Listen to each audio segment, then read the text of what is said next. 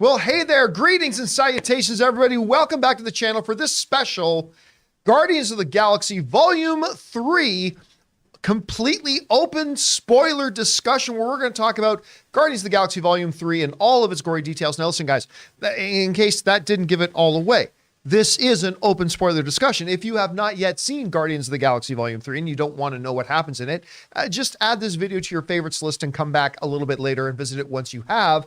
Otherwise, you have been warned. So this is what we're going to do here, guys. We're just going to take your comments, thoughts, observations, theories about Guardians of the Galaxy 3, and again, in an open spoilery way. Now, we've had the super chats open for a while. We'll leave them open for just a couple of minutes more, but then we're going to turn them off. So if you've got a thought, theory, opinion, question about Guardians of the Galaxy Volume 3, maybe just an observation, and you want to share it, go ahead and fire that in now. Again, the super chats will only be open for the next couple of minutes. Anyway, let me give you my kind of thoughts on the movie. You guys have already seen me review the film. I loved the movie. I really did. Now, it's not my favorite of the Guardians of the Galaxy franchise. I still think number one is my favorite by just a little bit. By just a little bit, number one is still my favorite. I thought it was much better than number two, and I like number two, but I thought this one was much better than number two. And, you know, the words I used coming out of watching Guardians of the Galaxy 3 was satisfying. You know, we knew for a long time, James Gunn said probably over a year ago that this was going to be the last time that we see this group of the Guardians of the Galaxy together. And so we kind of knew that this is the closing chapter. And all I can say is, like, when we see Mantis going off on her own, we see Peter going back to Earth, and ultimately at the end, when we've got this kind of new collection of Guardians with Come and Get Your Love playing again at the end, which was so perfect that they ended it that way. That was the feeling I had, was satisfied. It was a very, very satisfying movie, a very, very satisfying closing chapter. And again, I just had a blast. It was definitely hilarious. Definitely a lot of tears in the theater I was in when I saw it. I've been hearing from a lot of you guys that there was a lot of tears flowing as well in the movie, but just somehow James Gunn does it, man. He finds a way to have us rolling in the aisles laughing, but also weeping our eyeballs out with heavy, heavy emotional hooks. And he just finds a way to marry those two together in like an almost seamless and flawless way. And, you know, Marvel's loss is DC's gain. James Gunn's going over there. But, you know, what a great thing to do. And, you know, the fact that they took Rocket and made Rocket the emotional anchor, like really kind of the eye of the storm for all the emotionalisms of the movie, and how human they made him in it was so beautiful. And I'll never forget the moment little young, Rocket is laying in his cell and just says, "Hurts." And then everybody broke. Everybody broke. It was so well done. I mean, listen, but you guys have heard me talk about Guardians of the Galaxy already. Let's spend our time here today hearing from you and hearing what you guys thought about Guardians of the Galaxy, your observations about it, your thoughts on it, your questions about it. So let's not waste any more time and get right to that. So Jonathan is joining me here today, as is Ray. So Jonathan, what are people bringing up? All right. First, we got the boy, Wanda. The High Evolutionary is the most cruel, evil, and vile villain in the MCU.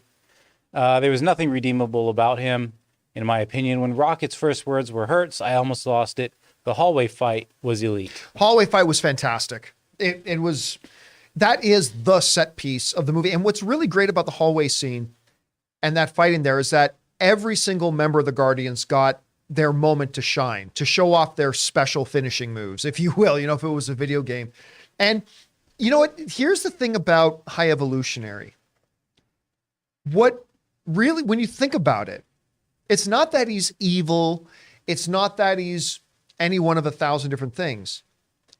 He is the perfect representation of, if you take a character, give that character some power, and remove any sense of empathy. If you remove from that character any empathy whatsoever, you're left with the high evolutionary, right? Like I never felt, in the movie, like, oh, he's going to take over I want to rule the universe. I want to rule the world. I want to do this. I just want to go out and kill people. No, it's just that he has an absolute absence of empathy.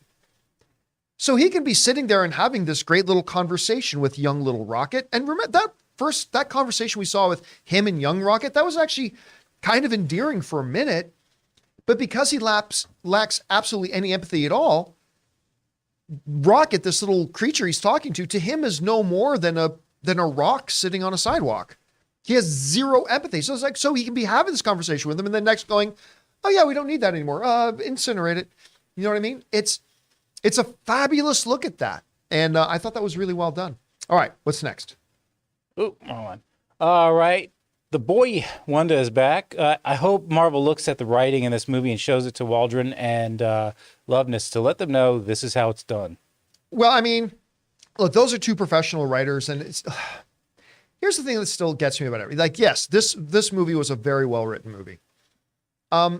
It still kills me though that a lot of film fans have this fantasy in their head that writing movies is easy, and writing a really good movie is easy. Now, look, I am also one of the people that's a little bit concerned that, after watching Ant-Man and the Wasp: Quantumania, that this is like the same guy who's going to be doing one of these adventure films. Yeah, I'm a little bit concerned about that.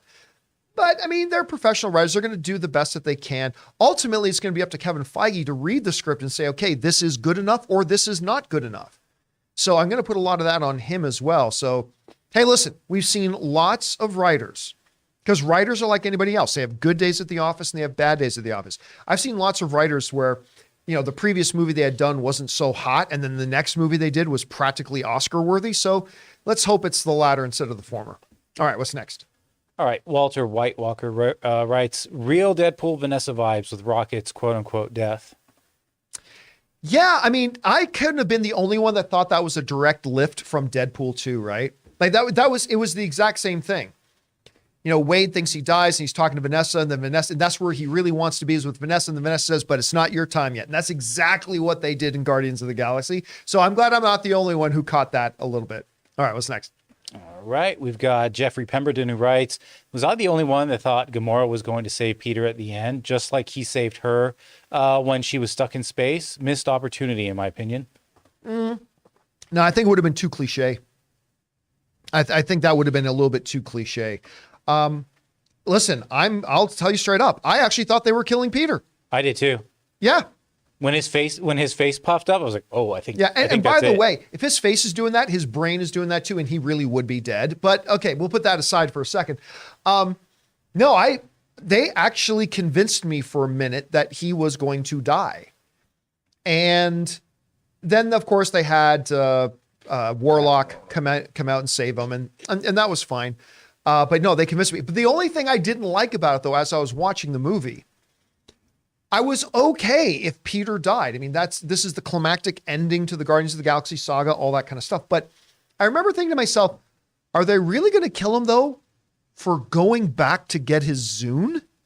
That, like, if he had gone back to get one last child remaining and saves the child and then dies saving the child, I would have been okay with that. I mean, I love Star-Lord. I don't want him to die, but I'm like, that would have been a heroic end. I thought, are they really going to kill him for going back and getting his Zune? And so I'm glad they didn't do that.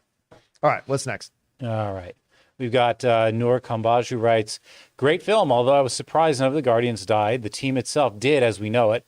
I'm excited to see where James Gunn takes the DCU. So that's the biggest surprise of the movie. Everybody was looking for, who's going to die? Who's going to die? Is it going to be Peter? Is it going to be Rocket? Is it going to be Drax? I was going to put my money on Drax since Dave Bautista was so anti, like, I'm never doing Marvel again. So I thought it would have been him, but they caught us out of left field. None of them. And I think almost nobody probably guessed that. I think everybody guessed somebody was going to die and they didn't. So in that way, well done, James Gunn. You surprised all of us. All right, what's next? I'd be surprised if Ray wasn't actually Walter White Walker who writes, so how does Cosmo drop a deuce in that suit? LOL. That's a very good question. He must have a little flappy or something. You know what? No, telekinesis. Yeah. That's right. Telekinesis. God, I was just so happy to see Cosmo in that movie. That's all I know. All right, what's next? All right. I even loved like just how they had the subtle expression with the eyes. Yeah, on they did a Rocket. It was great. really good job with Cosmo. Cosmo looked fantastic. Yeah. Callum writes that Rocket and Lila scene in the sky was so sad. Look, there are several moments in this movie that are so emotionally moving. Like I don't know that I've ever felt heartbreak in a comic book movie like I did when Rocket turned around and saw Teef's Floor and Lila dead. I don't know that I've ever almost physically felt my heart crack in half. And then only to follow up, the other two got it too in the misdirected fire. Yeah. You know, the walrus and the rabbit. No, as I said, Lila, Teefs, and Floor. And Teefs, when he saw, I'm like, the other two, what other two? What did I miss? It broke me. That like totally broke me. I mean, the only other scene like that I can think about that really, really got me was in The Amazing Spider-Man 2, which is not a fantastic movie, but when he's trying to save Gwen and it's too late and she dies in his arms. I mean, like, I remember that was like, even though I didn't love that movie, I was emotionally moved and God, that was heartbreaking. Oh, it even got you, that storyline still got you in No Way Home when he finally saves MJ, right? Because he kind of redeemed himself. Oh yeah. And he even like tears up a little bit. Oh yeah.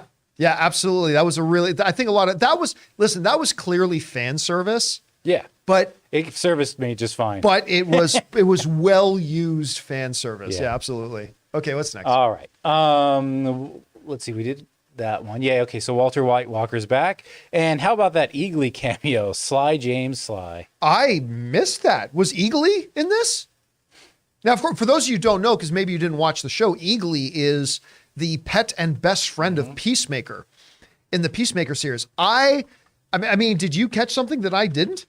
Michael Gonzalez in the live chat is saying, yep.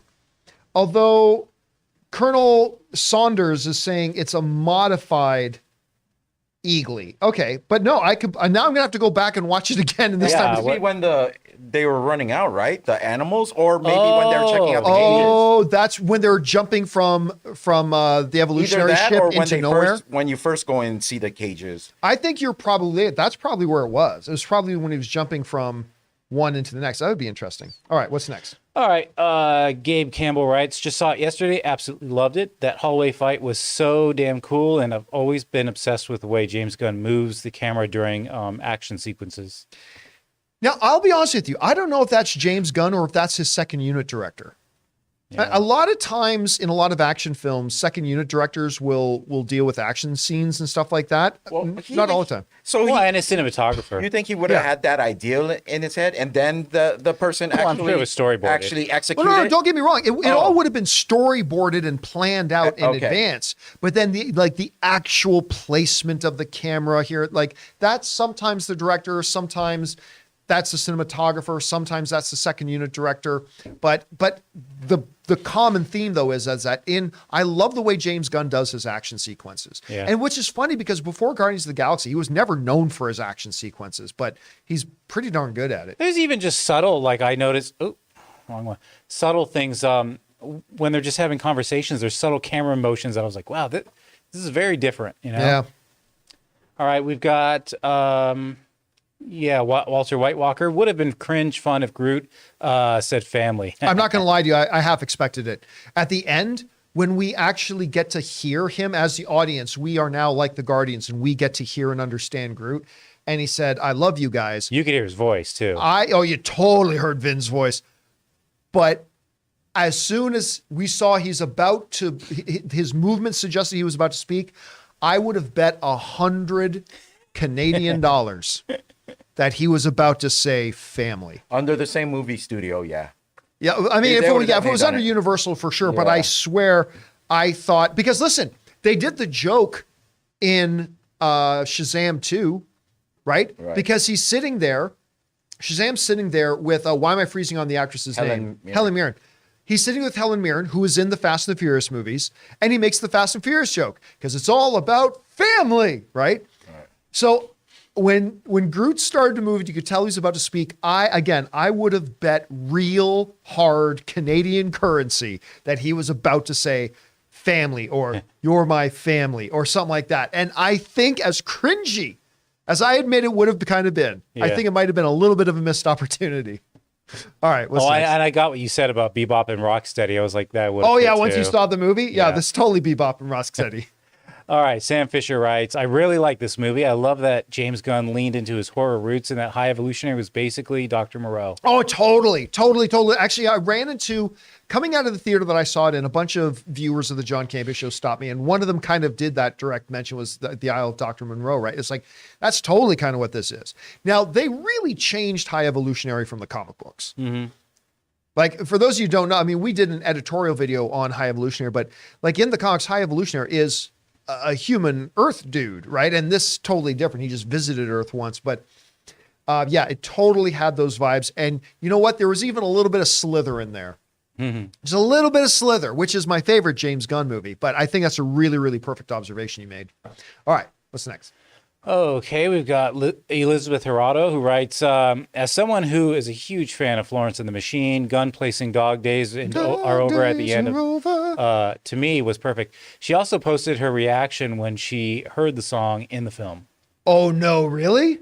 Okay, that I have to find. Ray, if you could try to find that, just show it to me after the show's done, because I would love to see that. Guys, once again. To it? What were you talking about? What's that? Florence and the Machine? Oh, okay. Once again, James Gunn absolutely nailed all the music selection. The music selections in this were great. But again, to me, the best music piece was going back to the very first song we heard in Guardians 1 with Come and Get Your Love. That was just the perfect way to end that. But all the songs right in the middle of that were great too. All right, what's next? All right, we've got Mauricio Fagundes, who writes, seeing Gamora dying didn't make me cry. Neither did Natasha or May. Not even Tony, but Rocket, Quill, and Groot hugging. Probably hugging. Made my eyes wet. And so did the moment between Rocket and baby raccoons. Yeah, that moment was... when he goes back and gets the baby raccoons. Oh my God, I can't. It's so funny because, listen, Ann and I, for like 6 or 7 years, we lived in Burbank, and there were a bunch of raccoons in Burbank. We would go walking at night, and every night at my house. Yeah, at least every other night we'd see 1 or 2 raccoons walking around, and Ann was always a little nervous about raccoons. Now after that, she's like, I want to move back to Burbank and see my raccoon I'm surprised friends. there aren't any out here. That's kind of there are. I never see any out. I'm sure they are here. I just never see them. Living in the backyard, like at the house across the street, but I don't know what happened to it. I don't think I've seen a raccoon once. So I'm sure they're here. I just don't think I've seen them before. Yeah. All right, what's next? All right, we've got Harv's K. So Rocket spares the High Evolutionary's life, but we don't see his fate later. Do we think he died on his ship, or was he shipped off to supervillain prison off screen? I think he died. Oh, he died. Yeah, they definitely let him die on that ship. But again, this is a little note of inconsistency for me in the movie. All right. I talked about it a little bit before with Adam Warlock, but it's even more applicable to the High Evolutionary. You know, they go, oh, no, don't kill him. You know, don't do it. We're heroes. You know, there's no point in killing him right now. Meanwhile, you know how many people the Guardians of the Galaxy killed in this movie? A lot. Including like Peter and Groot in that room, and Peter's giving the instruction to Groot, kill them all. And then they have to capture that scientist, right? And it's like, that scientist wasn't even armed. That scientist wasn't even a threat. He was armed with knowledge. The plan was murder. That was the plan. Didn't he have the key to save Rocket, though? Yeah. But the plan was murder. He just pulled it out of his head. That was the plan. Like, kill everybody else here. All the people in the hallway, just kill them all that kind of stuff. But... you know, he could have gave the code. Got the High Evolutionary there? All right.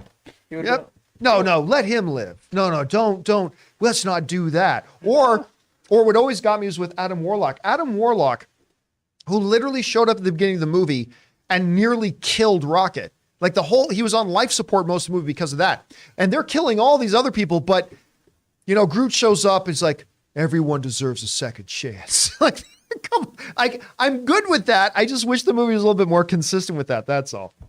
All right, what's next? All right. I like the subtle so Sam Fisher, I like the subtle callbacks, like Rocket calling them the freaking Guardians of the Galaxy, Peter helmetless in space. They weren't in your face. Although somebody brought this up to me after I saw the movie. It's like, where was Peter's helmet? And his rocket boots. Like, did he just suddenly decide it's a new fashion choice? I don't like my helmet, my breathe in outer space helmet, my targeting assist helmet, and my boots that give me the joyous miracle of flight. Now, I don't know if maybe I just missed something in the movie where they explain why he doesn't have his rocket boots, which would have come in handy many times in this movie, or his helmet. I'm not quite sure why they didn't, but... Someone said the boots were destroyed in Volume 2. They couldn't be replaced? I don't know. One of a kind. I don't know. Anyway. All right. What's next? All right. Okay. We got Oscar here who writes, I love Guardians 3 and better last two movies. Good heartfelt moments with Rocket, villain, old and new characters are excellent too. Good music, exciting story. Even my mom, my coworkers, and my twin sister loved it too. I mean, it's just a beautiful, beautifully done movie. I don't even think it's the best of the franchise. And, I still stand by having watched Guardians of the Galaxy 3 and The Flash back to back. I still think Flash is actually even a little bit better of a movie. If I had the option to go watch Guardians 3 again tonight or Flash, I would probably go watch Flash again. But that's really more of a commentary on how much I liked Flash. Guardians is great though. And again, to me, just that word satisfying, so beautifully satisfying of an ending. And if that's the type of sensibility that James Gunn is bringing with him over to DC, DC's got some pretty fucking good days ahead.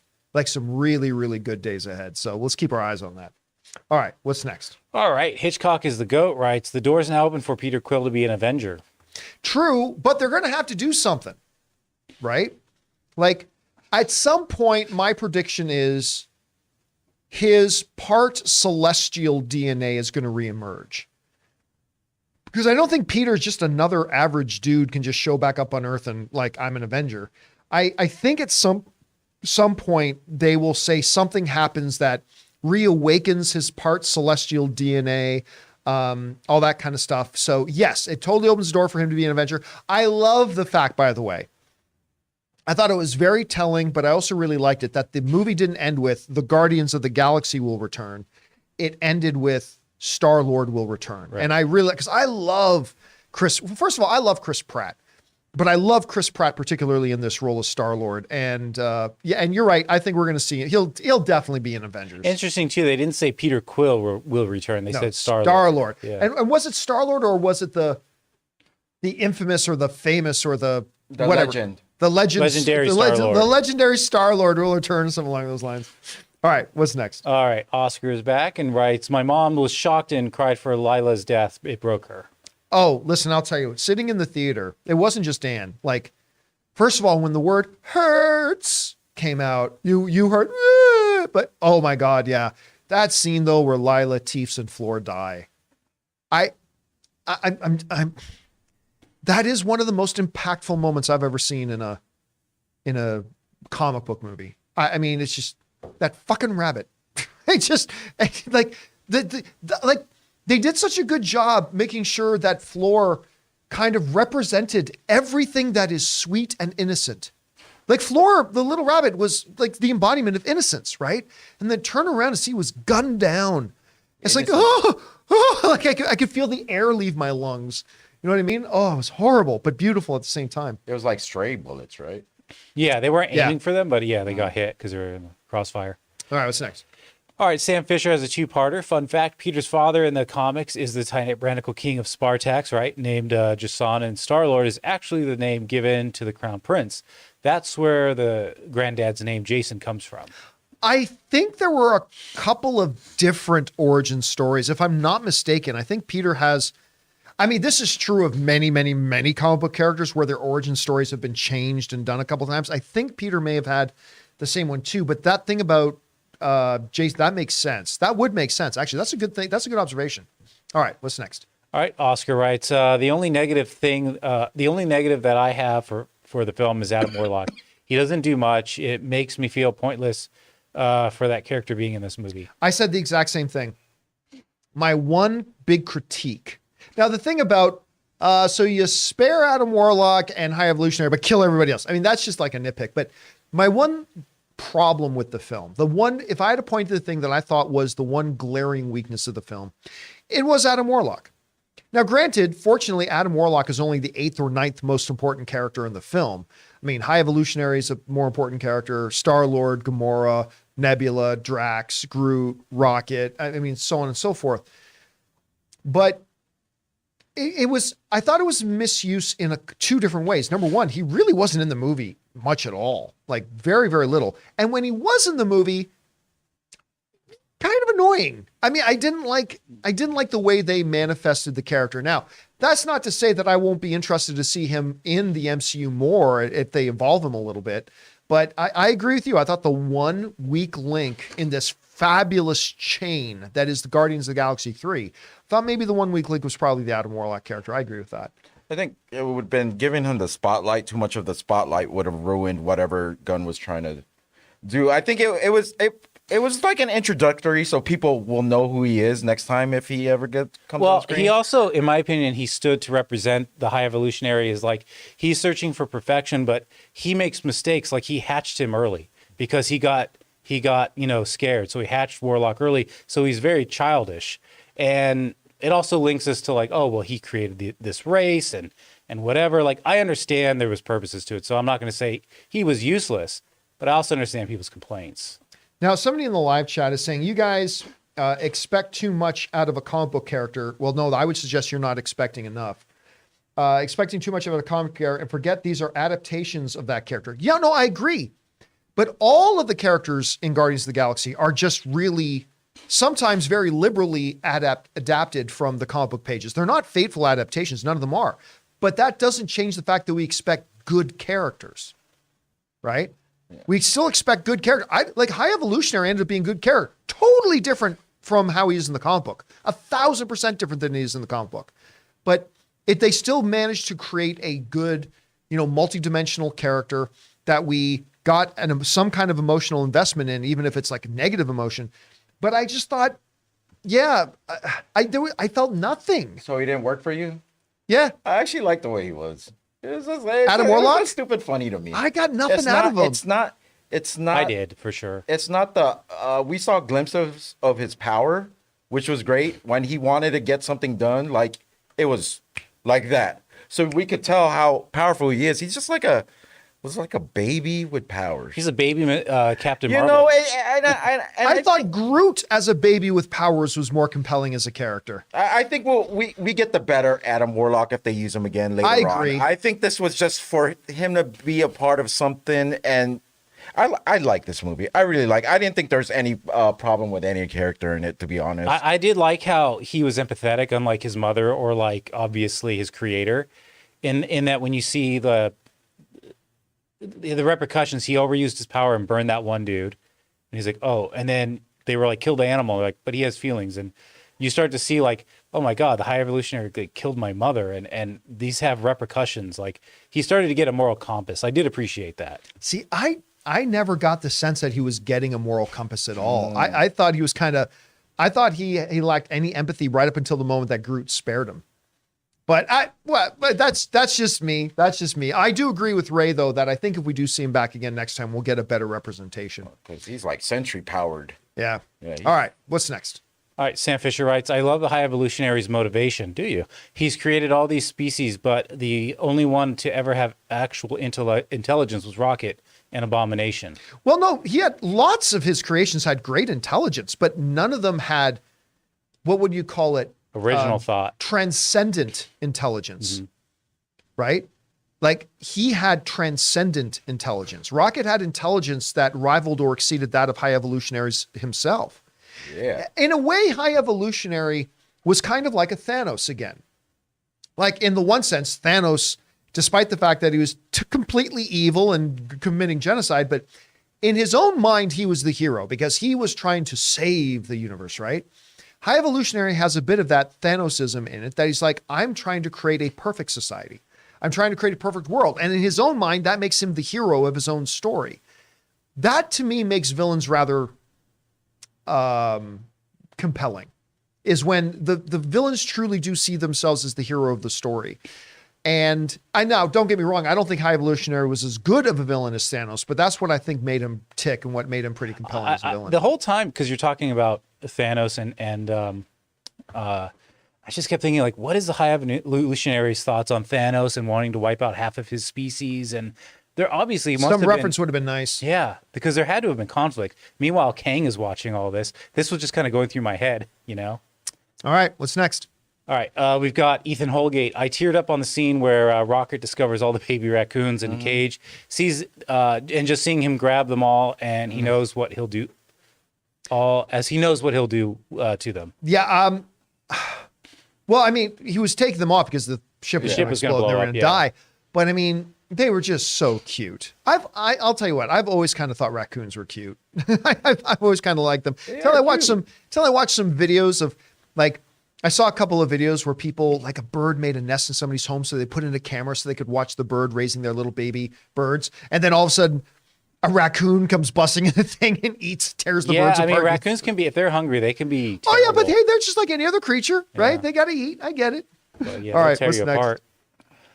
All right, Amin writes, haven't laughed this much in a Marvel film in a long time. Almost all the jokes hit for me. Very similar to Thor 3. Which do you prefer between the two?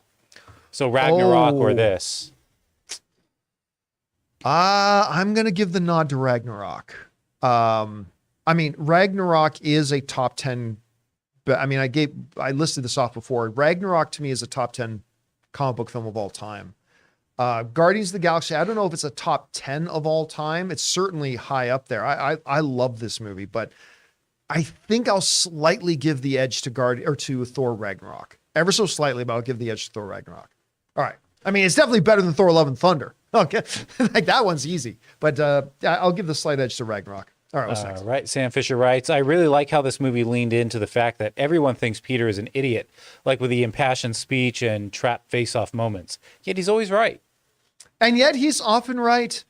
I mean, I love the fact that they never made Peter, because there could have been the temptation of this, the Jar Jar Binks. You know, the bumbling hero that accidentally succeeds. And I'm glad they didn't, they never actually went that way. All right, what's next? Harvest K writes, it would be tough to imagine more Guardians of the Galaxy movies without Gunn, but I did like the new Rocket-led lineup and hope we see them all down the road again. We probably will. Yeah, so while I agree, at first thought, it is difficult to imagine Guardians of the Galaxy without James Gunn. But then you remember that we already have seen Guardians of the Galaxy without James Gunn in Infinity War and Endgame.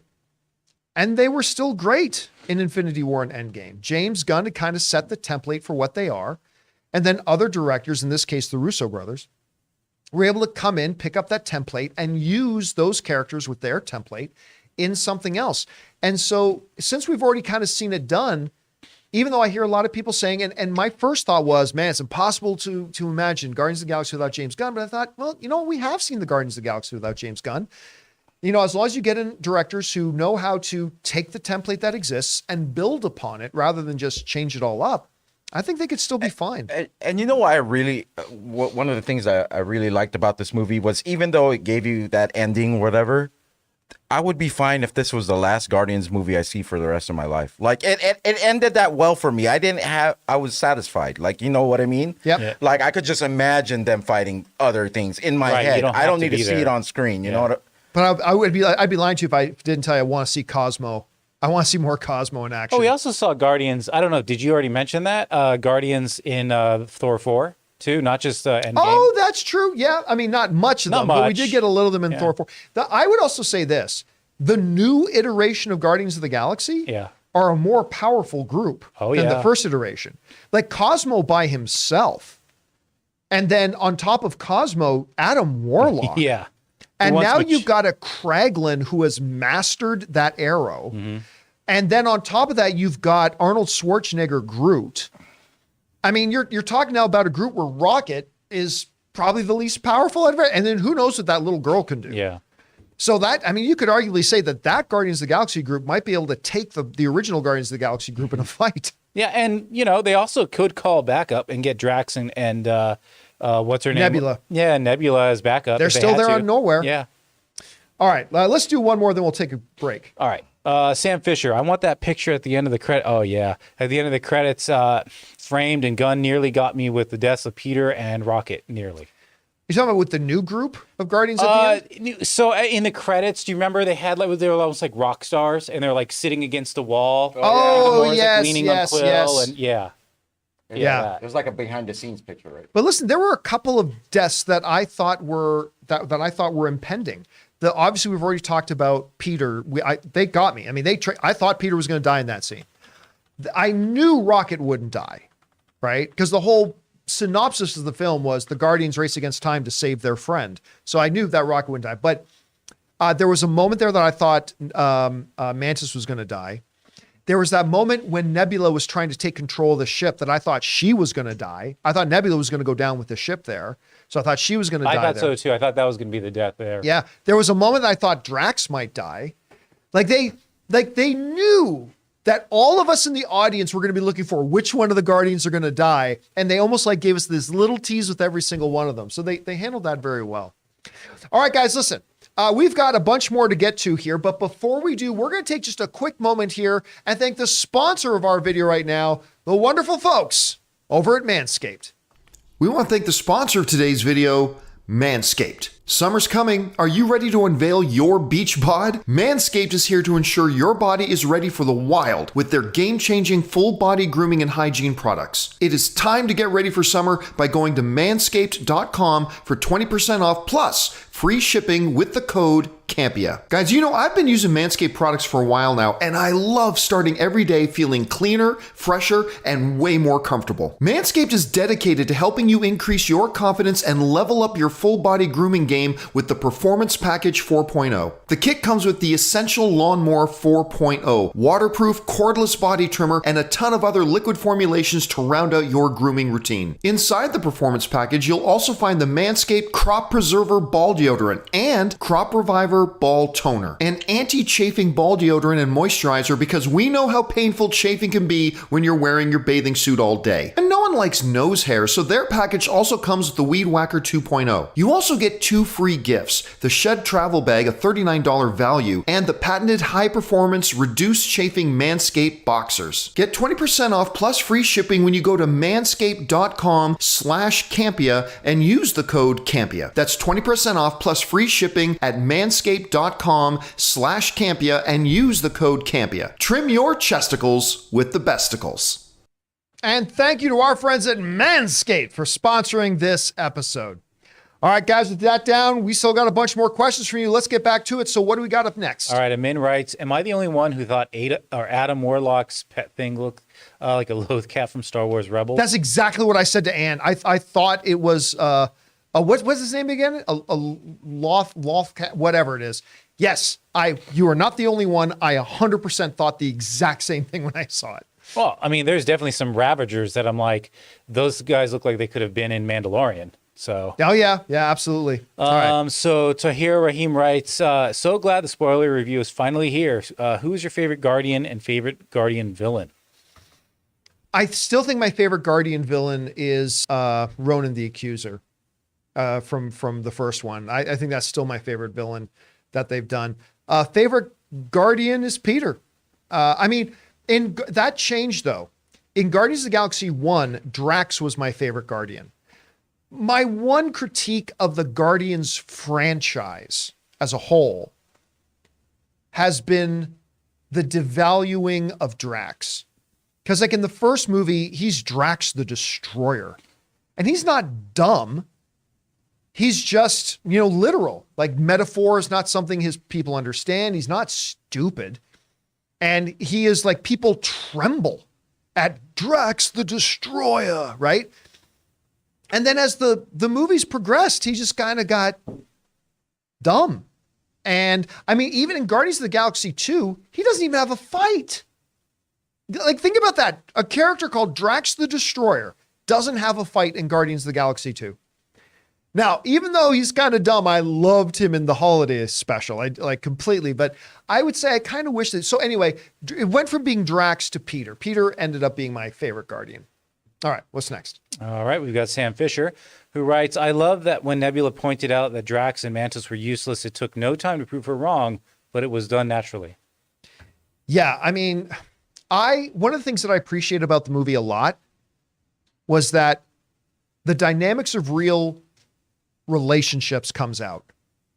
People argue. The closest of people argue and fight and get on each other's nerves and all that kind of stuff. And I really appreciated that that was kind of a part, especially in high stress situations. In high stress situations is when it really comes out. And I like the fact that James Gunn didn't shy away from that. I like that a lot, actually. All right, what's next? All right, Balky writes, Rocket's cry he let out when Lila was killed will go down for me as the saddest cry ever in a movie. Completely wrecked me. The end was a big surprise. And could it be that Peter will be the leader of the new Avengers? I can't imagine Peter will be the leader of the Avengers. He will try to be. I mean, he will definitely try to be. That's always the best part about him when he plays up that part and just the conversation with him and Iron Man, right? And Infinity War. It's just, I don't, I agree with Ray. I think we can see him try to be the leader of the Avengers, but I do not think he will let him be I the can see leader him of the Avengers. if they have like the king room, I could see him sneaking in there, moving in, kind of pushing whoever is leader away. I could see him doing all the funny stuff that we love about him, but yeah. All right, what's next? All right. Sam Fisher writes, only James Gunn would have the courage to shoot his wife in the leg. She was the security guard. Oh, okay, yeah. Yeah, I honestly found it a little distracting. I think she's great in Peacemaker, okay? I actually think she's wonderful. But, to me it was a little cringy seeing James put her in this movie too. Like, really? I don't know. Maybe that's just me. Somebody else brought up to me the other day, they said, how come, because I had mentioned that before. I said, I find it a little bit cringy, even though I think she's wonderful. And I think James is wonderful. I find it a little cringy that he keeps sliding her into these movies. Somebody else said, how come before when directors have a certain favorite they like working with and they slip them in, we all think it's amazing that they do that. But why can't James do that with his wife? And I'm like, you know what? That's a fair point. I mean, I do still personally find it a bit cringy, but it is a fair point to make that other directors do stuff like that. And when they do, we're like, oh, it's so cool. Like, for instance, Nathan Fillion, right? James Gunn had Nathan Fillion in Slither. He's buddies with Nathan Fillion, had Nathan Fillion appear in the first Guardians of the Galaxy, although he was in Alien stuff, so we didn't know it was him. Then he put Nathan Fillion in this one again. Nobody's complaining that James Gunn keeps dropping in Nathan Fillion, but we have a problem when it's his wife. That's a fair, hey, listen, I find it cringy, but that is a fair point to make. So maybe something I got to think about. All right, what's next? Okay, Parker writes, is it just me or just the No Sleep Till Brooklyn song getting overused in movies? It was in Guardians 3 and Super Mario movie. Yeah, I'm sure in the production of these movies, neither side knew that the other was going to be putting that song in. But for me, you can never get enough Beastie Boys. They are licensed to ill. I don't know if you knew that. Oh my God. They are licensed to ill. Not a lot of people know that. All right, what's next? Motassem's next. Possible recency bias, but as of now, the owner corridor action scene to No Sleep Till Brooklyn is my favorite fight action scene in the MCU. I still have several that are ahead of it, but it is a great scene. It's an absolutely fabulous scene. And just the way it was composed, the movement of it, set to a great piece of music to go with it. It was incredible. All right, what's next? All right, Cody Carroll writes, can't believe Star-Lord didn't have his mask. Yeah, I get that. And I saw somebody in the live chat say, well, James Gunn explained that he left it behind on Nowhere. It's funny because in the other two movies, he never left it behind anywhere. And all of a sudden, he's, again, it felt weird to me, but I didn't even notice the first time I watched it. It wasn't until afterwards somebody said, how come Peter didn't have his rocket boots or his helmet? I'm like, oh yeah. So I didn't even notice it when I was watching it. But it kind of sounds like people bought that mask and wanted to wear it, but they couldn't because it wasn't in the movie. I don't know. Yeah. All right. What's next? All right. Parker's back. Which fake out near death of one of the Guardians surprised you the most? Did you think any of them were actually going to die? Yeah, absolutely. I 100% thought I would have bet money and lost that Peter was dying in that scene. I totally bought into it. Yeah. And then the Nebula one, when she was like, I got it, and she's taking care of the ship and she's plunging her arms in to connect to the ship. I actually thought she was going to die there. Although that would have made more sense as a death to me, because she would have been dying doing something Going heroically. down with the ship, saving them. Yeah. Yeah. Whereas Peter would have died because he went back to get his Zune. Yeah. But those two I actually bought into. All right, what's next? Motassim writes, am I the only one who's looking forward to Superman flying sequences after how Gunn filmed Adam Warlock's flying scenes? Especially on, I noticed that on Counter Earth. I thought the same. When he's yelling for his mother. Yeah, no, it's great, but it's going to be very hard, even for James Gunn, to top what, to me, Zack Snyder did with Superman flying in Man of Steel. Like everything from First Flight to fighting Zod and all that kind of stuff like that, to me was like, I just felt awe and wonder and inspired. And if he can do that, if he can pull that off too in the new Superman, that'll be quite the feat. I can hear James Gunn saying, bet. Hey, listen, I hope he can. I hope he can, because that would be fantastic. Challenge accepted. All right, what's next? Go ahead. Oh, sorry. Go ahead. No, go ahead. All right. Curtis Lopez writes, I never wanted to see a character die a horrific death more than after High Evolutionary mocked Rocket for crying over Lila. My. He was a gaslighting narcissist. I wanted him dead too. Can I take this one real quick, John? Sure. I had 2 bruises of two knuckles on my left thigh and one on my right thigh, right above my knees, because whenever he talked to Rocket, I would clench my fist up so bad and like it would turn so white. But I was pressing down on my thighs like, you better not do anything. That I got bruises right here after the movie. Dude, that guy, listen, everybody wanted him to die and die a horrible death. Like when they pulled his skin mask off, I think everybody was happy to see how bad. That wasn't enough. To see how bad. Now, I would say this, the only character that I want to see a more gruesome, horrific death is Nate from Ted Lasso. That's it. Nate got to die. Nate, like I just don't feel as bad about Nate as I do about the High Evolution. No, Nate's got to die. Hurts head. That must be your extreme love for sports, dude. But I'd say sports has to be it. I'd say Gamora had like the best that knife blow to High Evolutionary. That's slow and that look, and then she peels this face off. Woo. Oh, she's great. All right, what's next? Casey Mack writes, love this movie. It is probably my favorite out of the Guardians of the Galaxy trilogy. I also thought Chuck Iwuji did a great job on making you hate. Yeah, great. He was doing great. He did. And listen, by the way, I mean, I know I wax poetic a lot about Peacemaker, but he's really good in Peacemaker too. He's special. He's a special actor. To play a character like that, the way he played it, could not have been easy to do, but he did it brilliantly. And I'm looking forward to seeing whatever DC movie James Gunn drops him in next. All right, what's next? All right, we've got young Meter Ria. Quick one. How did Mantis get the HE coordinates? I have no idea what we're talking about. Yeah, I don't either. What's HE? Was that when they were trying to find the HE coordinates? No, I don't know. Yeah. Sorry, don't know what we're talking about. All right. What's next? John Redcorn writes, not gonna lie, the new Guardians lineup is super weak. What? Outside of maybe Groot, there's no one on the team now that could be a solid number 2 to Rocket. I mean, you're not wrong in that sense, but it is a new team, right? It's a brand new team. The reality, though, is in terms of power. I mean, I think that team would beat the original Guardians of the Galaxy team. Honestly, I think Cosmo by himself might be able to take out the original Guardians of the Galaxy team. Adam Warlock came very close to taking out all the original Guardians of the Galaxy team by himself. No idea how powerful that little girl is. No idea. Groot is clearly now a much more roided up version of Groot. But yeah, who's the obvious number 2? Kraglin, I'd say. Not sure.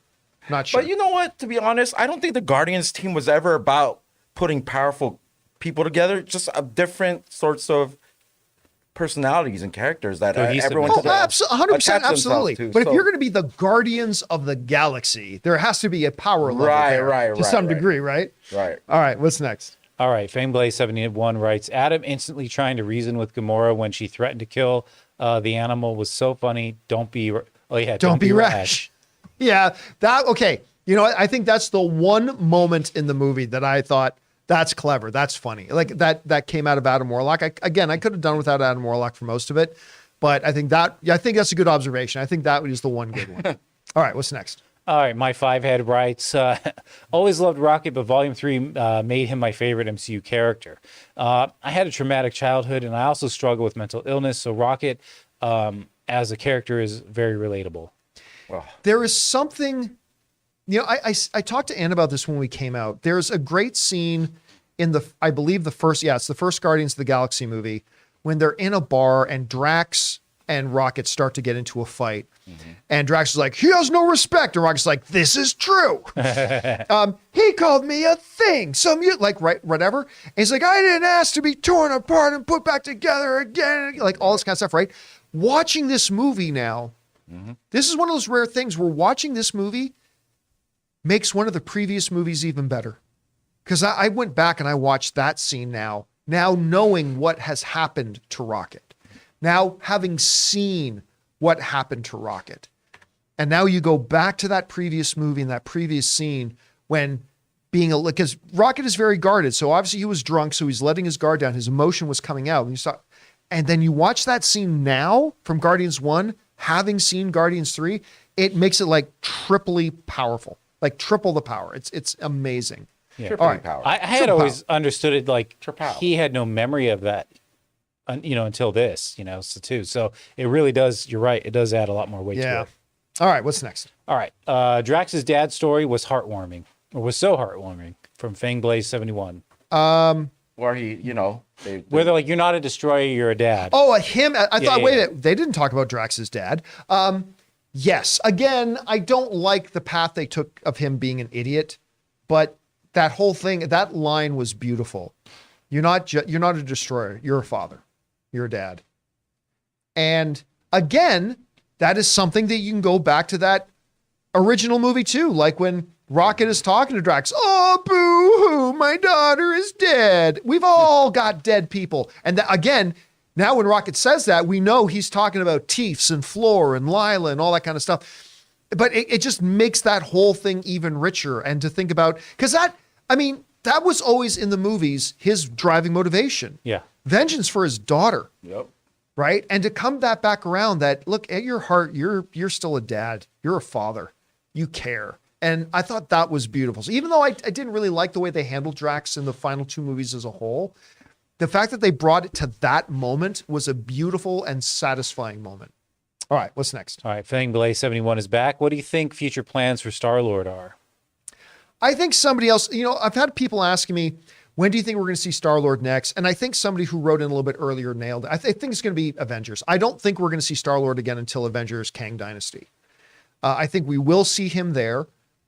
He might pop up in something else. I just don't know what else. Like, I don't believe he's going to pop up in Marvels. I don't believe he's going to pop up in Fantastic Four. I don't believe he's going to pop up in Blade, if that movie ever happens. I don't believe he's going to pop up in Captain America 4. So they may very well be the next Avengers movie, but it could be something else. Maybe Shang-Chi. Who knows? All right, what's next? All right, Attack of the Mushi writes, thoughts on fake deaths and Gamora's death after watching Volume 3. It worked for me. James pulled it off. The heartbreak and loss got me in the feels.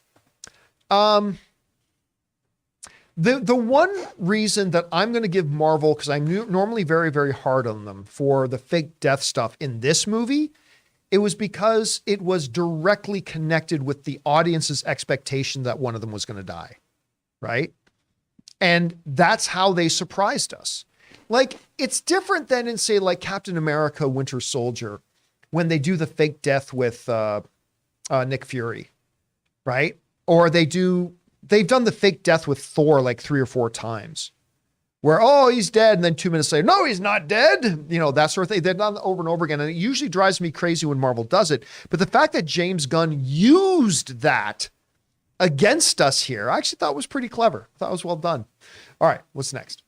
All right, Stephen Wolf writes, nice jacket on the John Campea Show today. Did you think that the Teenage Mutant Ninja Turtles were about to join the MCU? When the High Evolutionary put the turtle into the evolution tube, I can't be the only one. Okay, listen. No, I did not think they were going to do that. But in the back of my head somewhere, I'm like, well, if anybody was going to do that, it would probably be a James Gunn. And it would have, I mean, because I don't care. Today's iteration of Teenage Mutant Ninja Turtles are stupid. But yeah, if you'd put a turtle in there and it was wearing a mask and gone cowabunga, I wouldn't put that past James Gunn. But no, I didn't really think they're going to do it. But again, if anybody would have, it would have been James Gunn. Did you just pass judgment on big turtles that do ninja kicks? Yes. No. I love big turtles that do ninja kicks. What I don't love is big turtles that do ninja kicks that say cowabunga and eat pizza. Okay? Give me the original black and white Teenage Mutant Ninja Turtles any day of the I week. think they're behind that curtain in the video store where it says adults only. Yeah, adults only. All right, we've got that. Not many people knew we had that in the John Campea offices, but we do. All right, what's next? All right, Curtis Lopez writes, the opening song Creep by Radiohead and closing song Dog Days Are Over by Florence and the Machine were perfectly chosen. They were. I mean, but listen, the music throughout the movie was perfectly chosen. And again, I know I said it twice already, but especially bow, bow, bow, bow, bow, bow, bow, bow. Like Come and Get Your Love playing at the end. It was like full circle. It was such a perfect way to end the series, but you're absolutely right.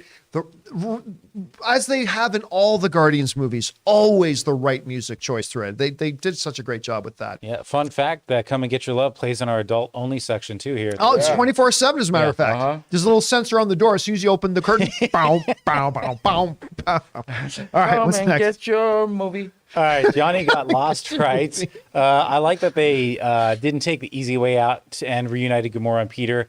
Added more emotional depth to the film. I bet we were fun. I like that too. You know what?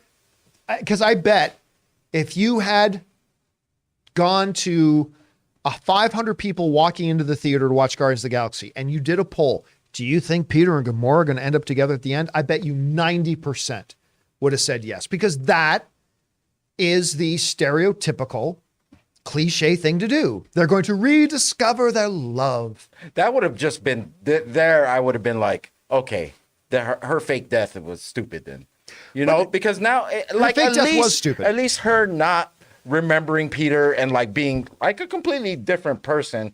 At least that's better than just coming back and everything's perfect again. But you know what I mean? They kind of went halfway, right? Because there was that moment in the third act of the film, near the end of the movie, when she's seeing the loyalty, the compassion, the bond that they have and all kinds of stuff. And there's that moment where she's looking at Peter and you could tell that was the moment where she realized, oh, I get it. Like, because up until that moment, she couldn't have fathomed, how did I fall in love with that guy? Like, everybody's telling me I was completely in love with him. I can't even see how that's possible. But then they had that one moment where she's looking at the group of them after, that big emotional moment. And you could see the bell went off. She goes, oh, now I get it. Yeah. Now I can see how I fell in love with that guy. Now I get it. And then that line that she said, she's like, I bet we were fun. She gets it now, but they didn't take it to the full cliche. And they she let her still to that. left. They let her to that too, because when he did the self-destruct, she was like, oh, okay, he's clever. You can see the smile. And then there was another scene too. Now I just drew a blank, but they were leading up to that too. Yeah, I agree. All right, what's next? All right, Curtis Lopez, were you surprised as I was that? Oh wait, did I just read that one? Plenty of moments to tease as someone couldn't die. I think okay. Were you surprised as I was? No one died in this movie, but there were plenty of moments when they tease us of someone could die in this scene. Again, that was James Gunn making this movie fully aware that everybody was expecting somebody to die in the movie. And he toyed with us and he did the one thing that nobody expected, that none of them died. We were all expecting one or more of them to die. 100% we were all convinced that one or more of them, this is the last one and all that kind of stuff. There's going to be a tragic death, all that kind of stuff. And he got us. he got us, and he used those tropes against us perfectly, and it really, really worked. All right, what's next? All right, Johnny Got Lost is back and writes, love this movie, so emotional, might see it for the 4th time. My favorite of the series, and I can't wait for Superman Legacy. The future seems bright. The future does seem bright, and I'll tell you what Marvel now needs, because listen, I'm not going to lie to you, I'm not going to sugarcoat it. Marvel needed this movie. They needed this movie because I had gotten to the point after several Disney Plus shows have let me down. A couple of them were great, but several of them have let me down. After a couple of the Marvel movies have left me feeling, not thrilled. A couple that I loved, but a number of them, one or two of them that I straight up didn't like, and a bunch of them that I thought were okay. I haven't gone into a Marvel thing lately expecting to have a great time. And I think if Guardians of the Galaxy 3 had shit the bed, I think that really would have buried my enthusiasm for the MCU, because of just between She-Hulk and Ant-Man and the Wasp: Quantumania, and it's just a bunch of the Disney Plus shows that I thought were lukewarm, and a couple of the movies that were lukewarm, and they needed this. And it would really, really help them out a lot if their next movie, which I think is the Marvels, is the next one up. I think It is. they hopefully they can nail that one too. It would be great to have 2 in a row from Marvel that really, really knock it out of the park. We'll find out. All right, what's next? Curtis Lopez writes, and Star-Lord is supposedly returning. When do you think we'll see him in next? Standalone movie, Disney Plus show, Kang Dynasty, Secret Wars? You ain't getting Chris Pratt in a Disney Plus show. And it ain't going to be a standalone movie, because that wouldn't come out to 2027, 2028. Again, like we said earlier, I think the thing that makes most logical sense is the next Avengers movie, so probably Kang Dynasty. Yeah. Again, there are other properties that he could, but again, I can't see him popping up in Marvels. I can't see him popping up in Fantastic Four. I can't see him popping up in Blade. So my money right now would say the next Avengers movie, but who knows? The world is nothing but possibilities for them. All right, what's next? Jonathan Cahoon writes, Gamora and Rocket were the only 2 Guardians to not be snapped, so Gamora's reaction to Rocket being okay really hit me. Oh, I never even thought of that. Wait a sec, did Nebula? Yep. Yeah. No. No. Nebula did not. No, I say think Nebula did Nebula not. in this question. Remember how she started crying when she found out that Rocket was still? I think he meant I Nebula think in she that. probably meant yes. I think she meant wasn't Nebula. she wasn't a part of the 'cause snap, even or Groot- Rocket wasn't in the snap. Everyone else was. Yeah, I mean, technically Gamora wasn't part of the snap because Right. she was already dead. Dead, yeah. Yeah, She was dead by that point. Yes, Nebula. Yes, that part was broke me right there. That's when I was like, okay, the robot is crying now. Yeah, The that robot. I was and like, and Jesus. that's the first real emotion we see from Nebula in the series, right? So It was great. yeah, really well done. All right, what's next? Okay. Empire Fan 1980 writes, my theater cheered when Groot said, I love you guys. It wasn't an outright theatrical round of cheering in mine, but you heard that when he says, I love you guys, there was some audible clapping in the theater that I was in. That was a good moment. I definitely, I just saw it last night. It was in, Dolby Cinema is great, but it was a Monday after the opening weekend. And one thing while I was watching this, I was like, I kind of wish I had that opening weekend vibe with the crowd Yeah, me too. Yeah. with this movie. Yeah. I wanted to go a second time. All right, CJ Rebirth writes, Bradley Cooper is great overall as the voice of Rocket, but he did really great in Volume 3, especially the scene when he loses his friends. Yeah. And listen, while I've always loved the Rocket character, you could have swapped out Bradley Cooper in any of the 2. I wouldn't have minded if somebody else voiced him in number 2, or if we found out going into number 3 that they got somebody else to do the voice of Rocket. I really wouldn't have cared. Not that I think Bradley Cooper's done a bad job. Not at all. It's just that, whatever. He's done the voice. This is the one that I was like, oh man, he really killed it. He really did kill it. And I wish Chris Carr was here right now as the voice actor in our midst to really give some more commentary on that. But you're absolutely right. Cooper, this was his MVP moment. This was the moment he was cast for right all those years ago when they did the first one. And this is where it really paid off. All right, what's next? All right, Nabil writes, do you think them not having the 2014 Gamora join the Guardians at the end was the right move? Yes. Yes, I think Again, it would have been the cliche, right?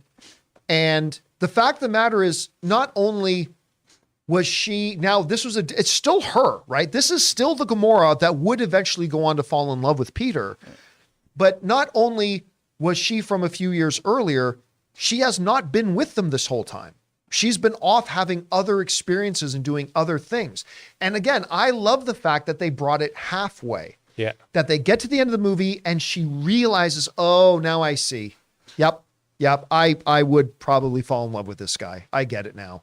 But she still goes off back to what has been her family for the past year or two since coming back. So yeah, I think it was absolutely the right move and they avoided the cliche. And by the way, it opens the door why am I freezing on the name of the actress? Zoe Saldana. Zoe Saldana. While Zoe Saldana has said she's now done with Marvel, it was a great run. She's loved her time at Marvel, but now it's time for her to focus on other things. While she's saying that, that's great. But the door is open a few years from now that they could do a Peter and Gamora reunion later. Yeah, so I was thinking the open. same thing. I think they just opened the door to it. I kind of expect that only because the word legendary at the end means time has passed. He's become a legend. No, he was already legendary. Oh, okay. Oh, he was already legendary. Yeah, I think that was tongue in cheek. Okay. All right, what's next? Curtis Lopez writes, I want my name to be Floor because I'm lying on the floor. I love Floor so much. I want to hug and cuddle her. Or Shooter, whatever. Dead Rabbit. Floor? Oh, God. Oh, Floor was the rabbit. Yeah. I was when thinking they teeth. turn around and that little fucking rabbit was such an embodiment of innocence. Yeah. Also just her, in that moment too, her panicking. Like, She was trying after Lila died and she started running in circles and she was like panicking and she just kept saying like simple words like get in cage, get back in cage, and then she gets shot anyway. That was just like my God. And not only did she die, she died scared. Yeah. And she was trying to get Rocket to stop attacking. She was like, stop.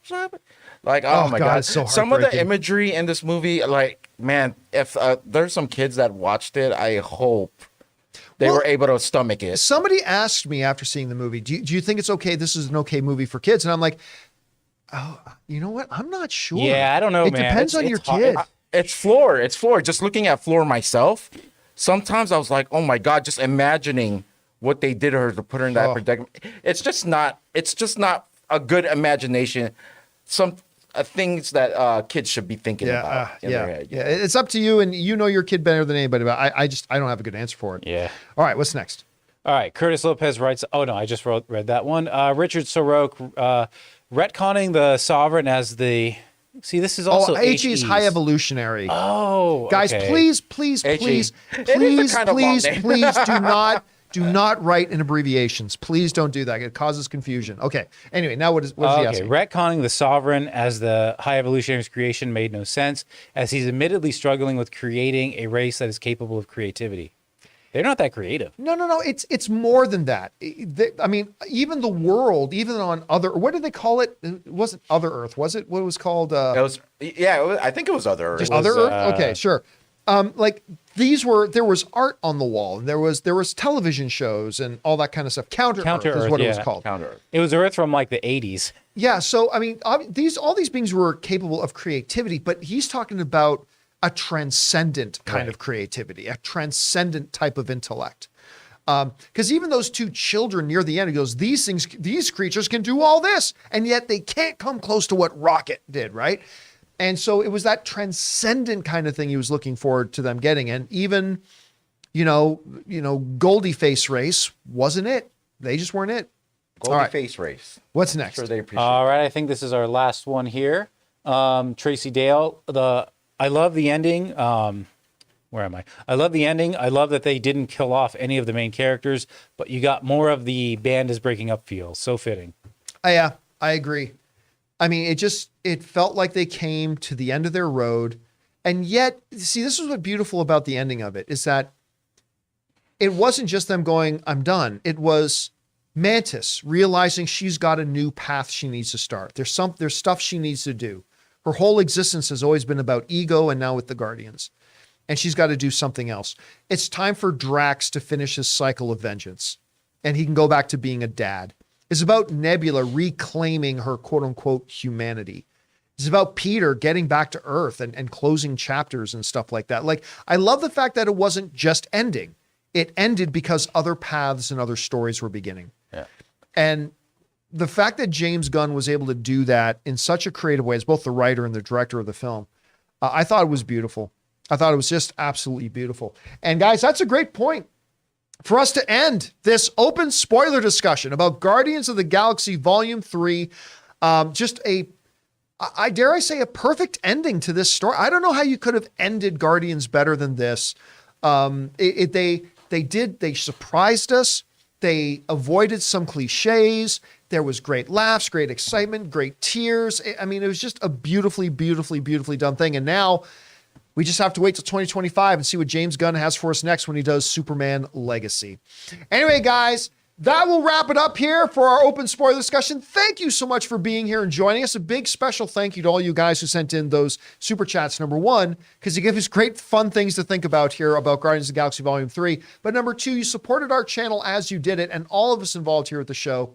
Thank you so much for your support. I want to thank, of course, Ray for being here, Jonathan Voico, who thankfully got to see Guardians of the Galaxy before we did our open spoiler discussion last night. He did it for y'all. And most importantly, you guys. Hey, listen, don't forget, come back and join us tomorrow for the next installment of the John Campea Show. We'll look forward to seeing you then. That'll do it for us for now, guys. My name's John Campea, and until next time, my friends, bye-bye.